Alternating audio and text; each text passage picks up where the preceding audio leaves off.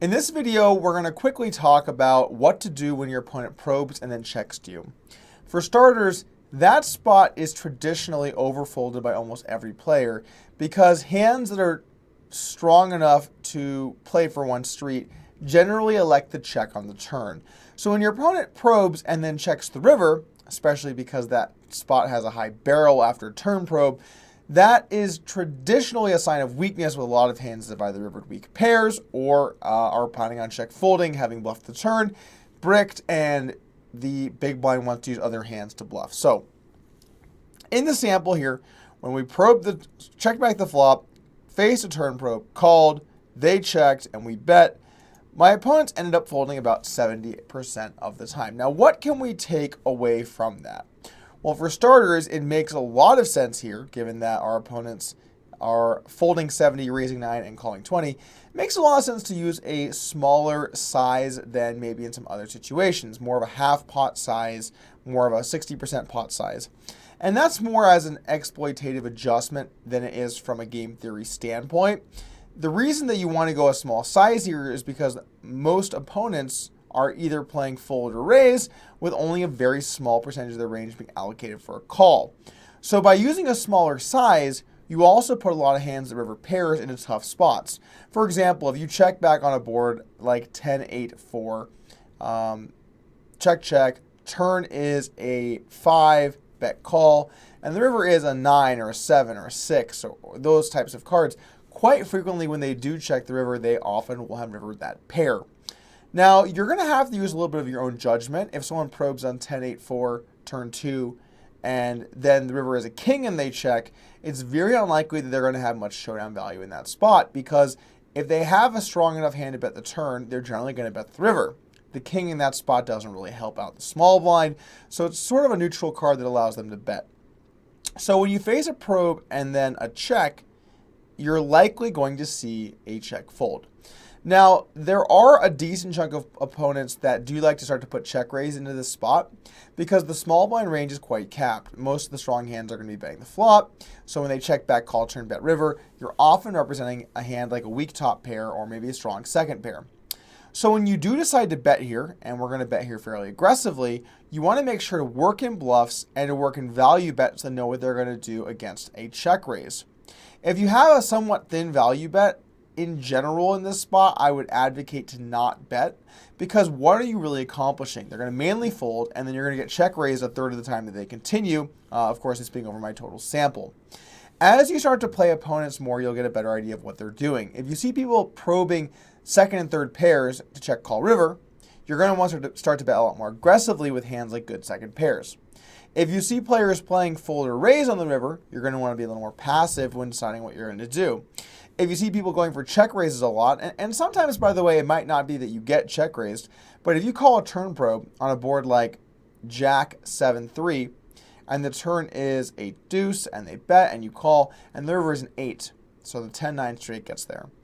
If you see them check and you check back and they have a hand like 10-9, it says a lot. It says that their probe and barrel range, that river barrel is going to be a lot less strong. It says that they're trying to work out a check raise strategy there on the turn, so it's safe to say they're going to have both bluffs and value.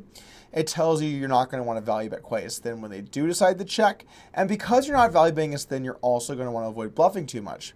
Because while this fold percentage is 70 when you do bet, the thing is these 70% of hands folding are generally very weak high card hands. Now, it is some pairs that rivered pairs or maybe thin turn bets that have now gotten too weak to call, but in general, these folds will be very weak hands. So what hands do we want to check back and bluff with on the river, or call a turn and then bluff on the river? You want to make sure to use those hands that we discussed when on board with lots of draws, how we're going to check on like Jack 8-4, the example we did. We're going to check some Queen 10s. We're going to check some Queen 9s. Those are the kinds of hands that make the most sense to be bluffing when the board breaks out because first off, it's your worst possible hand, and whenever you're check 2 on the river, you want to try and bluff with your worst possible hands. And then second off, those hands actually will lose sometimes to hands that probe turn and decide to give up. What if they had a king high flush draw that gave up? What if they had queen 10 themselves? What if they had queen 9 themselves? What if they decided just to bet their ace high because they didn't want to check call? There's a bunch of hands that these hands could lose to by deciding to check back. So in general, given how much opponents fold, I would advocate for a fairly aggressive bluff-heavy strategy in this spot. I would look at the showdowns when it goes check-check on the river to try and understand the way they're going to play their check-raise range.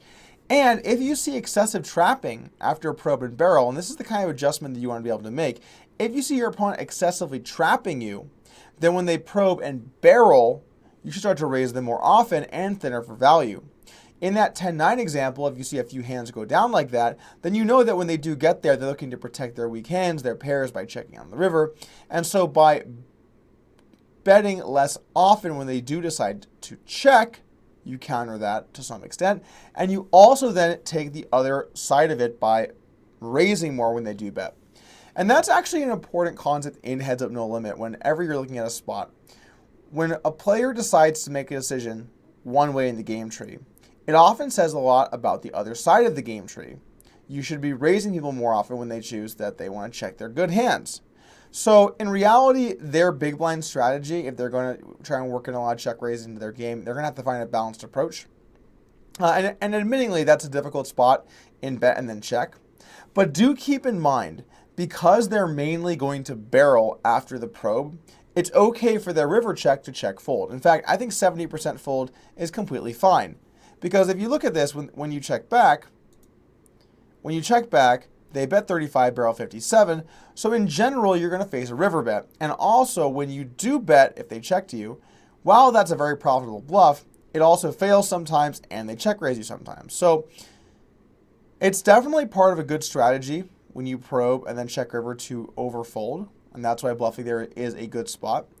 But you want to make sure in the big blind that you're protecting that range some. And you want to make sure in the small blind that you're value betting thin enough to allow yourself room to bluff.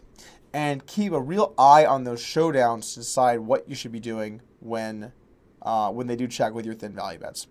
In general, I would say with second pair or maybe a good third pair, you should be trying to value bet, unless it's a board where the second pair or third pair was on the turn. So for example, on boards like Jack 8, 4, 3, 7, if they check on the river, you definitely don't want to be trying to bet a third pair type hand, because they're often going to have a river 7. Hands like 10-7, 9-7 have gotten there and paired up, and those are going to be some check call or check raise hands.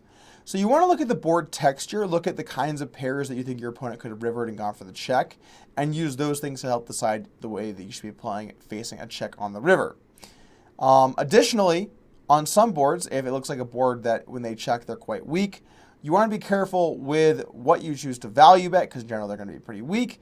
And it doesn't really make sense to bluff too many hands. You know, if you check back ace queen on 10, 8, 2, 3, and they bet and you call, and the river is a king. If they check, you actually do have a lot of showdown value here, because they are not going to prove the king in check. They're not going to check a 10 on the river. And really, unless they have an 8 decided to bet and is not going to go for the check call, there's not really that much merit in going for the bet with ace queen. But what you should do from a game theory standpoint is when they probe turn and it gets to, and you call, and the river is whatever and it gets to you, the first thing you should do is think about all your hands in a linear fashion. Rank them in a linear fashion. And the bottom 10, 15% of all your hands, you should pretty much always bluff, even if you think that they mainly have showdown value. Because you are going to have 20 or 25% of your hands that want to value bet, and this is a spot your opponents are going to fold quite often. Now, if you start to bluff 15%, you're going to end up having too many bluffs. So I would certainly say to pretty much always bluff your bottom 10%. That's always going to be a good play. Those bluffs will profit. And, maybe you get them off some kind of pairs that are being put in tough spots.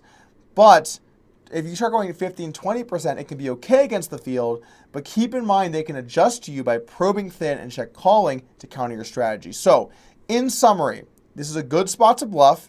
Look to bluff at the bottom 10, 15% of your range. Keep an eye on your opponent's showdowns to decide how carried away you should get with it. And if you see them getting too trappy, make sure to try and work in some more raises when they probe and then barrel, because that range is going to have a lot more thin value bets that are going to have a difficult time facing a raise.